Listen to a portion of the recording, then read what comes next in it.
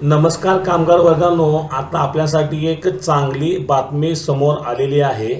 आपण जेव्हा क्लेम करत असतो तेव्हा आपणास फॉर्म नंबर 31ने ॲडव्हान्स काढता येतो। फॉर्म नंबर 19ने आपणास आपला मालकाचा जो काही फंड आहे तो काढता येतो, मालकाने भरलेला। 10C आपणास पेन्शन आणि व्याज निघत असते, त्याच्याकरता आपणास डेट ऑफ एक्झिट आणि काम सोडल्याची तारीख असणे गरजेचे असते।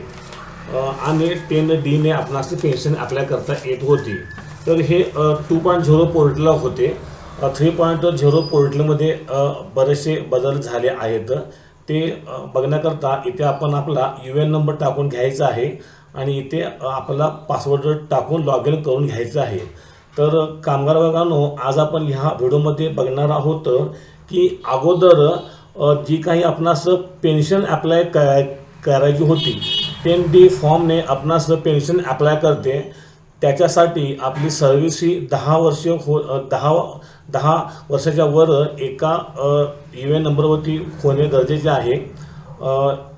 ई नॉमिनेशन ॲड असणे गरजेचे आहे, आपली प्रोफाईल अपडेट असणे गरजेचे आहे आणि जी काय आपली क्लेमसाठीची बँक आहे ती सोडून दुसरी बँक असणे गरजेचे आहे आणि 50च्या वर वय असणे गरजेचे आहे। तर 2.0 पोर्टलमध्ये बऱ्याचशा कामगार वर्गाने एक फार मोठी चूक केलेली आहे। तर 10C म्हणजे पेन्शन काढण्यासाठी अप्लाय करत असताना किंवा पेन्शन लागू होण्यासाठी अप्लाय करत असताना त्या बऱ्याचशा कामगार वर्गाने स्कीम सर्टिफिकेट हा ऑप्शन चूज केला आहे। स्कीम सर्टिफिकेट हा ऑप्शन चूज केल्यामुळे काय झाले आहे, तर EPFO कडून आपली जी काही पेन्शनची स्कीम आहे त्या पेन्शनच्या अगेन्स्ट आपल्या घरी एक सर्टिफिकेट आलेले असेल, मात्र हे सर्टिफिकेट कुठे देऊन आपले पैसे घ्यायचे याचा बऱ्याचशा कामगार वर्गांना थांगपत्ता नाही। तर कामगार वर्गांनो, आज आपण ह्या व्हिडिओमध्ये बघत आहोत की जे काय सर्टिफिकेट आहे ते सर्टिफिकेट आपणास आपले 58 वर्ष पूर्ण झाल्यानंतर आपणास जेव्हा आपण पेन्शनसाठी 10Dने अप्लाय करतो तेव्हा त्या सर्टिफिकेटचा उपयोग होता। याचा अर्थ असा आहे की त्या 10Dचे पैसे आपणास कन्वर्ट होण्यासाठी आपण रिटायरमेंटपर्यंत वाट बघणे गरजेचे होते। मात्र EPFOने जे नवीन 3.0 पोर्टल लॉन्च केले आहे त्या पोर्टल अंतर्गत इथे आपण बघू शकत आहात की जो काही एक नंबरचा ऑप्शन आहे स्कीम सर्टिफिकेट सरेंडर, तर इथे आपणास स्कीम सर्टिफिकेट सरेंडर करण्याचा याने ऑप्शन दिलेला आहे आणि हा फार चांगला ऑप्शन आहे। कारण आपण जर आपले इथे स्कीम सर्टिफिकेट सरेंडर केले तर आपल्या बँक खात्यामध्ये हे पैसे जमा होणार आहेत। त्याच्यासाठी आपण काय करायचं आहे, तर आपण लॉग इन करून घ्यायचं आहे। लॉग इन करून घेतल्यानंतर आपणास असा इंटरफेस दिसून जाईल। इथे आपण वरती ऑनलाईन सर्व्हिसेसवर क्लिक करायचं आहे आणि एक नंबरचा ऑप्शन आहे स्कीम सर्टिफिकेट सरेंडर, यावर क्लिक करायचं आहे। यावर क्लिक केल्यानंतर आपणास असा इंटरफेस दिसून जाईल। इथे आपणास UN नंबर दिसून जाईल, आपला आधार लिंक फोन नंबर दिसून जाईल, आपले पूर्ण नाव दिसून जाईल, डेट ऑफ बर्थ दिसून जाईल, डेट ऑफ बर्थ। तर हा पूर्ण डाटा जो आहे आपल्या आधार कार्ड प्रमाणे असणे गरजेचे आहे।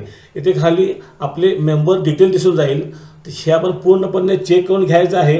आणि इथे खाली बघा दिसत आहे स्कीम सर्टिफिकेट सरेंडर, म्हणजे तुम्ही हे आपले स्कीम सर्टिफिकेट सरेंडर करायचे आहे आणि सरेंडर केल्यानंतर थोड्याच दिवसामध्ये आपल्या खात्यामध्ये आपले हे पैसे जमा होणार आहेत।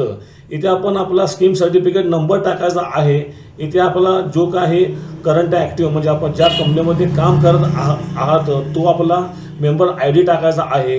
इथे आपले पूर्ण नाव टाकायचं आहे ॲज पर आधार कार्ड प्रमाणे किंवा आपले EPFO अकाउंटला जे नाव आहे ते नाव टाकायचं आहे।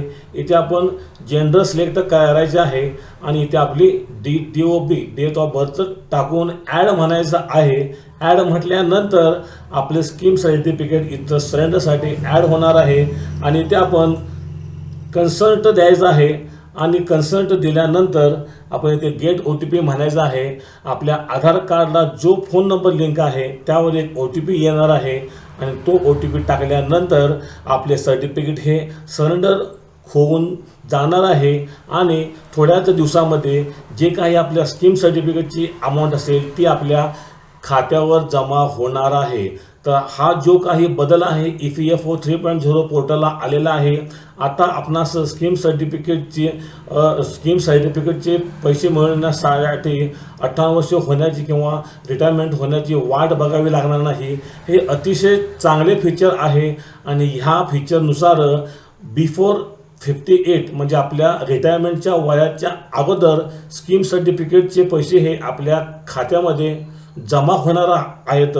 तर सर्व कामगार वर्गांनी या सुविधेचा लाभ घ्यायचा आहे आणि ह्या स्कीम सर्टिफिकेटबद्दल किंवा EPFO बद्दल काही जर मनामध्ये शंका असेल तर आपण मला कमेंट करा. आपणास कमेंटचे उत्तर लगेच देण्यात येईल आणि अशा विविध माहितीसाठी माझं चॅनल सरकारी DNA मराठी या चॅनलला सबस्क्राईब करून ठेवा. तोपर्यंत कामगार वर्गांनो धन्यवाद. थँक्यू. वंदे मातरम.